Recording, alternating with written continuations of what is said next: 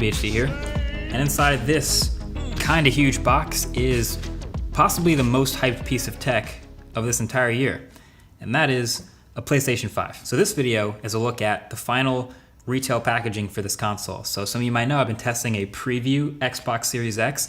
This is final. This is what people who pay for it are gonna get. Now we get to take a closer look. So right off the bat on the front here, you see the console, you see the controller. Looks like this is the version with the optical drive, so good to know. And it does say 8K or 4K 120 or HDR, but there's more on the back. And we're basically getting now the whole console sideways, which I think I'm gonna end up having mine sideways, we'll see. It says 825 gigs up here, good to know. I think we might as well open it now. So let's see.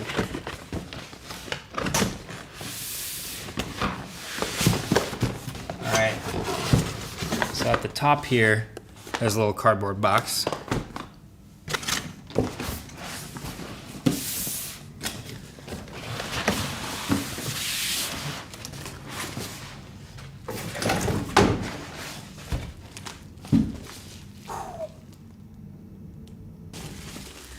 Let's see it. This is the styrofoam. This is a big console.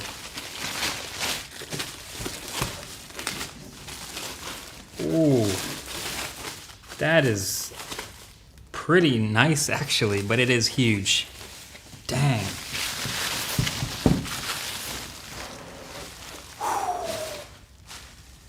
That is the PlayStation 5. That is a tall, but also kind of nice console.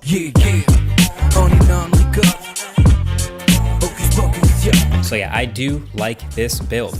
My original reaction to seeing the unveiling video was more strong. I think I called it like an alien spaceship in my first impressions, something like that. But seeing it in person, I do kind of like it now.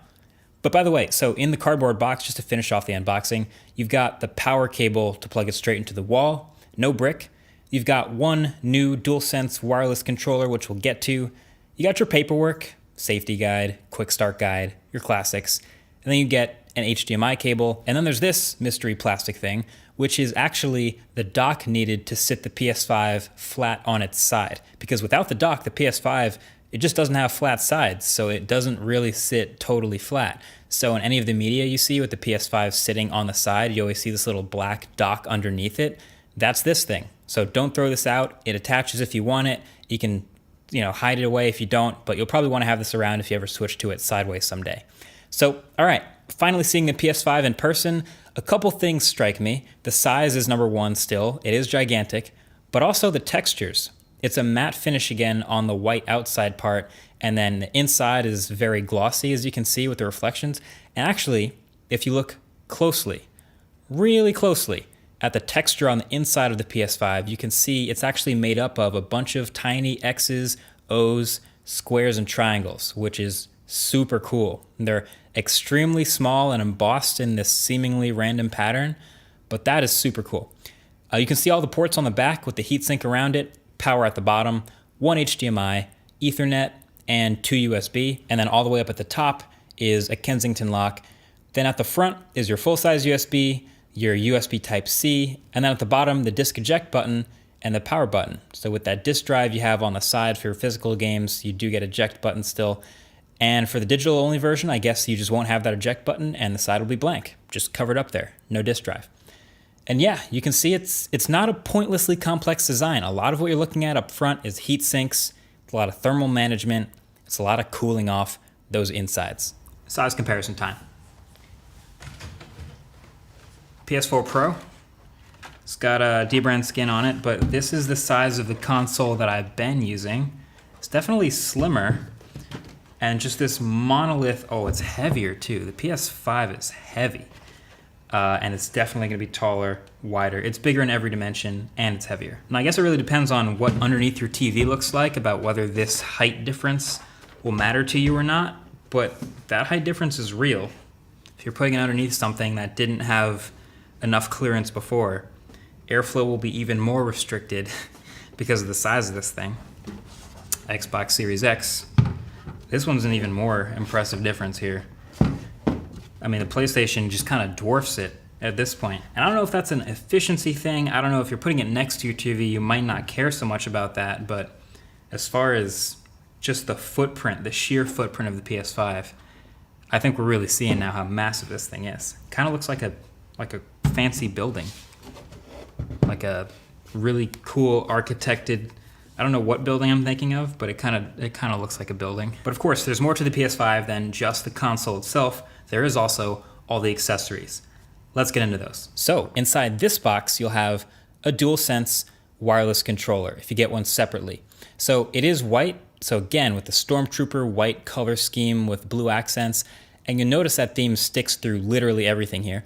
So as I struggle my way through the unboxing and get to the controller, the first impression of it is also really nice. I am a big fan of this controller. Now the PS4 controller to me was fine, but I actually like the Xbox Elite controller more because it's a little bigger in my hands, it fits well, it just feels higher quality. So I was hoping actually for a bigger, more solid PS5 controller, and that's exactly what we got. It's more comfortable, the stems are a little bit longer, it's a little bigger, but it is still really lightweight, so that hasn't changed. But to me, yeah, this controller is a pretty huge win. You can see the layout is basically exactly the same. Triangle, square, circle, X on the right, arrows on the left, trackpad in between, dual joysticks. And then around the back, there's no removable back anymore. It's just a built-in rechargeable 1500 milliamp hour battery. And the port to charge is thankfully USB Type-C. Now I'm excited to test this controller's haptic feedback and new improved triggers and the responsiveness and all that stuff. But as you could probably tell already, the embargo for today's video is just unboxing and hardware, so I can't show that yet. But yeah, for now, the triggers are a little more firm. But anyway, a couple other things you might notice. The microphone's still at the bottom here. There's still the speaker and the PlayStation button, but now there's no more LED light on the back of the controller. That was like a staple of that controller. Instead, the light is behind the trackpad now.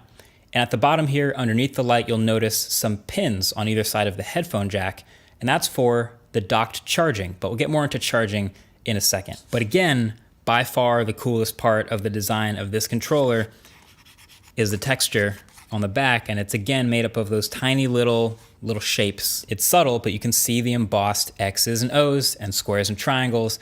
This is something you might honestly never notice if you were never really taking a super close look at the controller, but it is there and it's giving you grip. That is a nice touch. Sony also made a DualSense charging station to charge two controllers at once, which is very smart. I've never actually had any sort of dock for my controllers, so for me they always just kind of sit around next to the console, plugged in via USB to charge. But I think for two controllers, I'm probably going to want to get this thing.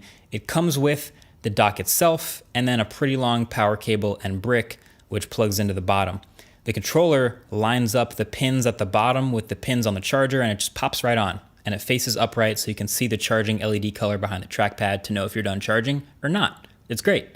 I kind of wish the dock was a little heavier though. Like it would feel higher quality if it was a more solid base and I could just slam the controller in there. But the rest is great. You're freeing up USB ports on the front of the console. And if you can spare another wall outlet for this charger, seems like a good buy. Also, the click-in is very satisfying. Oh, they should have done magnets though. That would have actually been kind of sick if they had MagSafe technology in the PS5 dock. You could just drop it in there and it would line up on its own. But I don't know, maybe next time. Okay, real quick, let's also take a look at the new headphones and the camera. So the new Pulse 3D wireless headset here is pretty distinct. This is a design that looks to be like super minimal. It's this white and black headset for the PlayStation that'll do 3D audio with certain games that support it. So they drop dual microphones in here for better audio quality and noise cancellation, and they promise a 12-hour battery life. Getting them out the box, the headphones themselves, they look crazy. They look pretty massive and very unique looking. So they look like someone was challenged with the design to make the ultimate, modern, minimal pair of headphones. And they came up with this. Now it does have USB-C charging, great. Has a 3.5mm headphone jack to plug straight into the controller, and a USB dongle to connect wirelessly to the console or pretty much anything else. But yeah, the headphones. The material here is almost entirely plastic again, which is fine, but they also have this unique dual band design where the bottom is this sliding rubber band for fit, sits on your head. The ear cushions are super thick and soft and comfortable, and the whole package is pretty lightweight, so that's nice. USB-C charging, microphone mute button. All the controls are at the bottom, including the sliding power and the LED indicator. It's all in the left ear cup. It's really sleek and pretty cool, but I don't know. I feel like I'm not gonna use these no matter how nice they make them, but maybe I'm wrong. Maybe, do you guys use the Sony PlayStation headphones, or do you use third-party headphones, or just use the speakers on your TV? I'm kind of curious what that ratio is like. Maybe let me know in the comment section below.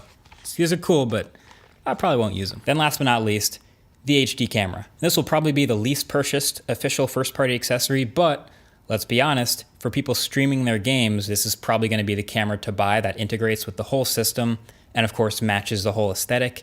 It's a 1080p camera. It's got a built-in white stand that lets you adjust the angle. So if you put it below the TV, you can point it up. And if you put it above the TV, you can point it down. But yeah, there you have it. Those are all the accessories. That is the PlayStation 5 console. Just a first look and unboxing of the hardware. Conveniently, thanks to the embargo, that is all I am allowed to show you in this video today. But you guys already know, as soon as I'm turning the camera off, I'm gonna go ahead and plug it in and fire it up and start playing some games. I mean, testing. I'm gonna be testing the PS5 over the next couple weeks, along with the systems that are all here. It's Techtober, there's a lot going on. Make sure you're subscribed to see the full review if you haven't already. And that's about it. Thanks for watching. Catch you guys in the next one. Peace.